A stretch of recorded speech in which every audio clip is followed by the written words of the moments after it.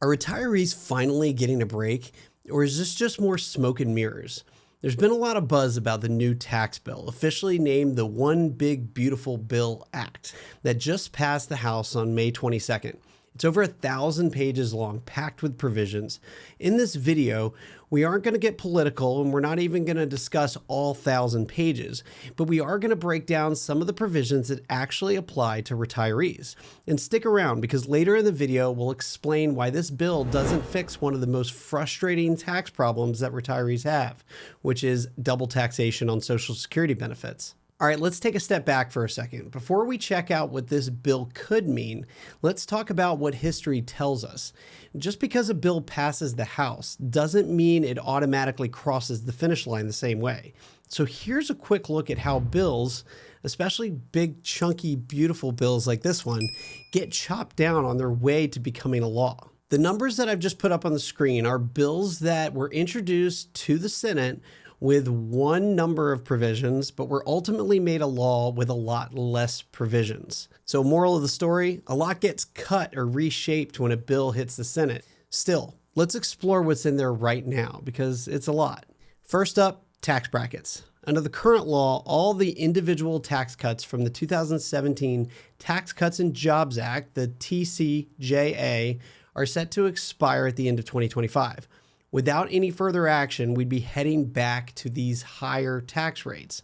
So the 12% bracket would go to 15, 22% to 25, 24 to 28, 32 to 33, 37 to 39.6. So this means that tax brackets were on course to shift for everyone at the end of 2025. This bill aims to freeze today's lower tax brackets in place. And that's a big deal for retirees who are pulling in income from IRAs, 401ks, or other taxable sources. Higher tax brackets mean faster jumps into higher tax rates, especially when required minimum distributions or RMDs kick in. Now let's talk about the standard deduction. This provides expanded benefits for retirees, but unfortunately, it's not going to give you everything that you were looking for. If the Tax Cuts and Jobs Act expires, the standard deduction is set to drop down. Way down in 2026. So a single filer, it would drop down to about $8,350. And for married filing jointly, it would drop down to about $16,700.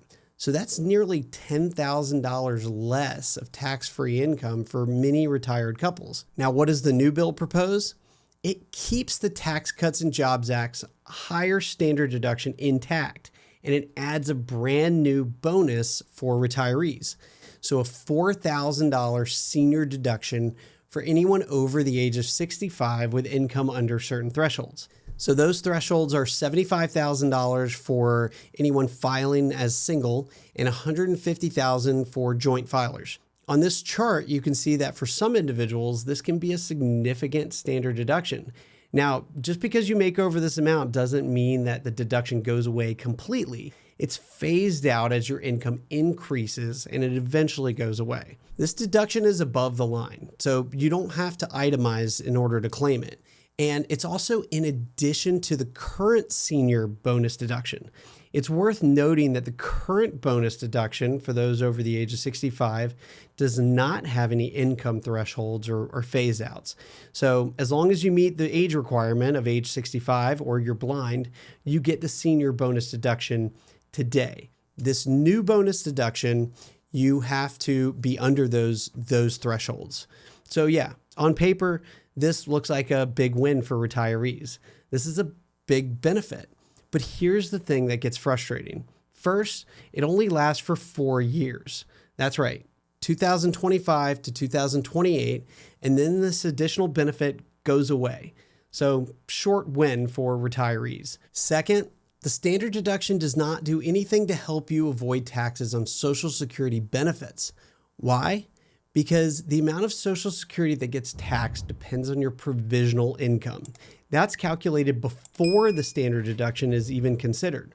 So provisional income includes your adjusted gross income, and then you add tax-exempt interest, right? So municipal bonds, and then half of your current Social Security benefit. So even if you get a sweet $4,000 senior deduction, it won't move the needle when it comes to whether or not your benefits are going to be taxed and how much of them will be taxed, right? So the current thresholds for Social Security taxation of benefits is $34,000 for single individuals and $44,000 for joint filers. At those amounts, 85% of your Social Security benefits are taxed. And those thresholds haven't changed since the 1980s. So now another line item in this bill that actually makes a pretty big impact, the SALT deduction or state and local tax. Deductions have been a hot button issue for years. So ever since the Tax Cuts and Jobs Act was enacted in 2017, the state and local tax deductions have been capped at $10,000. So that made a big difference for a lot of people when the Tax Cuts and Jobs Act was enacted. Now, this new bill proposes raising that SALT cap to $40,000 for those earning under $500,000.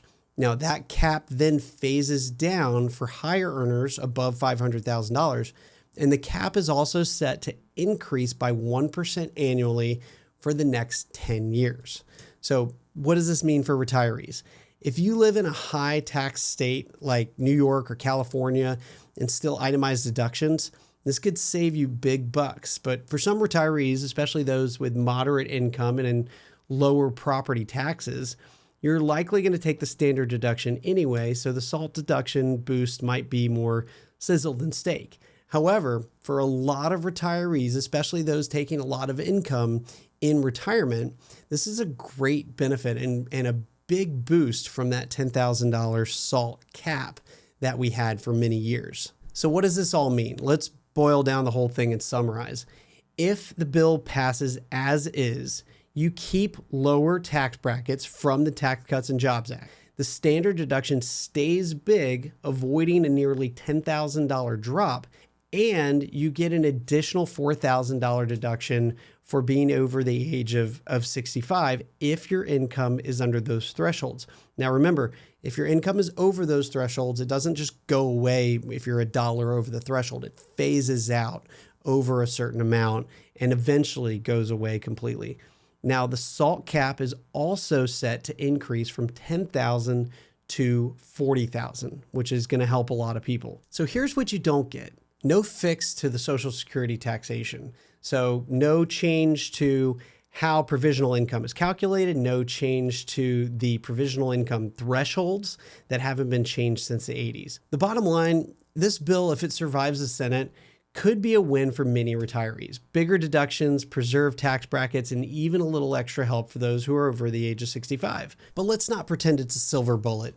It still leaves a lot of questions unanswered for retirees and a lot of policies that people wanted to see in this bill that were just left out or maybe are going to be addressed at some time in the future with another bill that's introduced. If you've enjoyed this video, please go ahead and subscribe below and give it the thumbs up, and thank you for watching.